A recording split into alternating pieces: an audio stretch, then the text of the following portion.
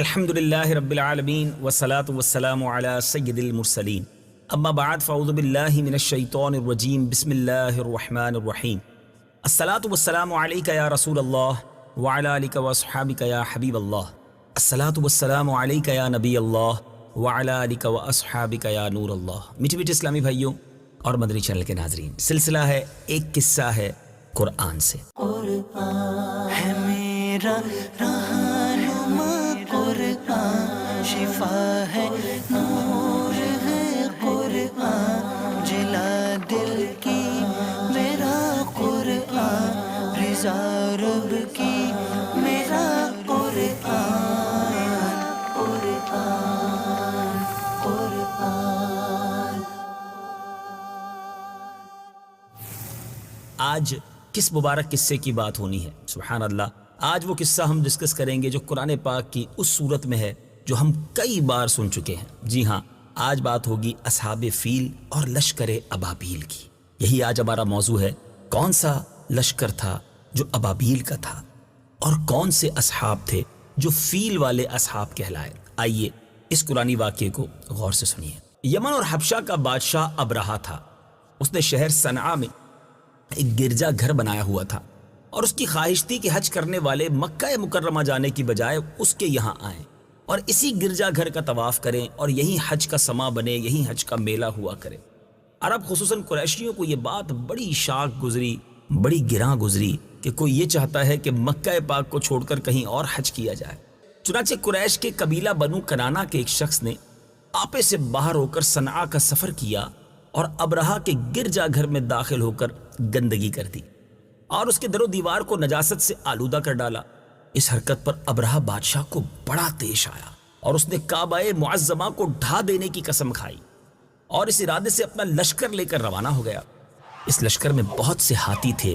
ان کا ایک پیش رو یعنی اس کا جو لیڈر تھا ان ہاتھیوں کے لشکر کا، ایک کوہ پیکر ہاتھی جس کا نام محمود تھا، بڑا لہیم شہیم، بہت بڑا وہ ہاتھی تھا۔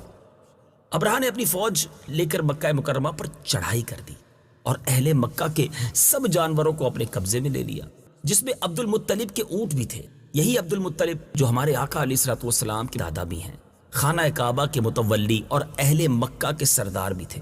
یہ بہت ہی روبدار اور نہایت ہی جسیم آدمی تھے۔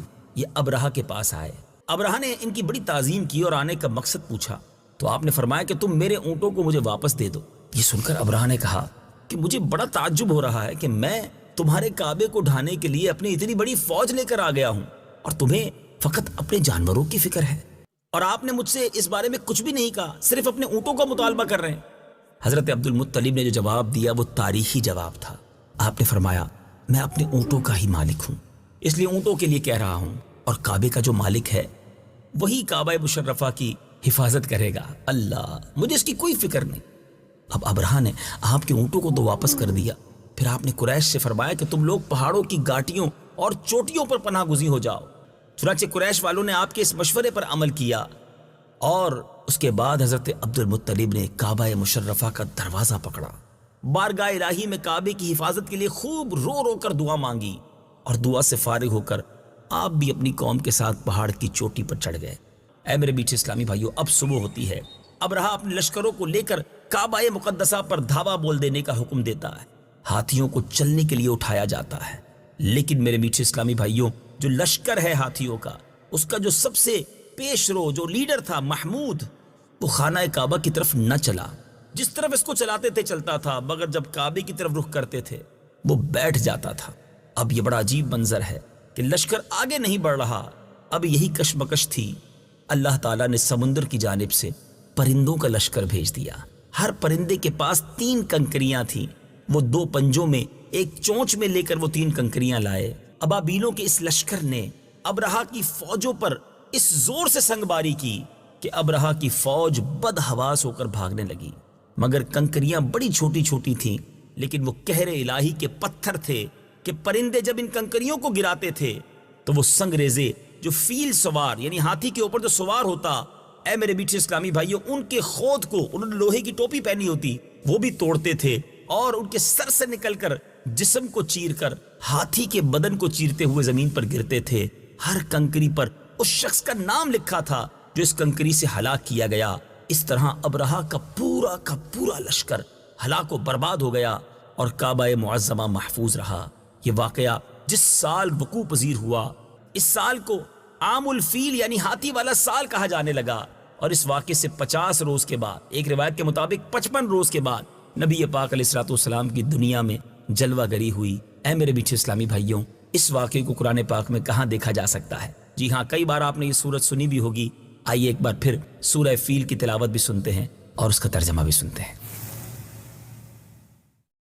أَلَمْ تَرَ كَيْفَ فَعَلَ رَبُّكَ بِأَصْحَابِ الْفِيلِ أَلَمْ يَجْعَلْ كَيْدَهُمْ فِي تَضْلِيلٍ وَأَرْسَلَ عَلَيْهِمْ طَيْرًا أَبَابِيلَ تَرْمِيهِمْ بِحِجَارَةٍ مِّن سِجِّيلٍ فَجَعَلَهُمْ كَعَصْفٍ مَّأْكُولٍ۔ ترجمہ: اے محبوب، کیا تم نے نہ دیکھا کہ تمہارے رب نے ان ہاتھی والوں کا کیا حال کیا؟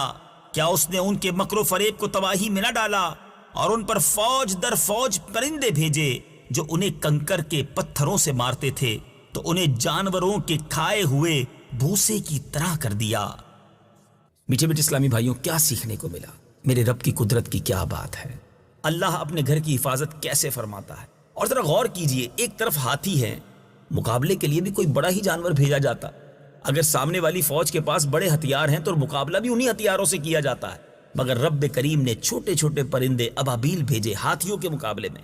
کوئی بڑی بڑی چٹانیں نہیں گرائی گئی ہاتھیوں پر، چھوٹے چھوٹے کنکر تھے۔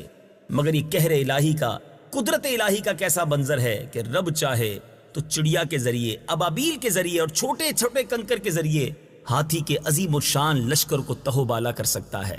رب کریم سے دعا ہے ساری دنیا کے مسلمان جہاں جہاں پریشان ہیں ان سب کی غیب سے مدد فرمائے۔ اللہ تبارک و تعالی تمام مساجد اور بالخصوص حرمین طیبین کی خاص طور پر حفاظت فرمائے، آمین بجاہ النبی الامین صلی اللہ تعالی علیہ وسلم۔ مدنی چینل دیکھتے رہیے، اگلے سلسلے میں ایک بار پھر حاضر ہوں گے اور انشاءاللہ ایک قرآنی قصہ انشاءاللہ اس کو بھی سنیں گے۔ صلو علی الحبیب صلی اللہ تعالی علی محمد صلی اللہ علیہ وسلم۔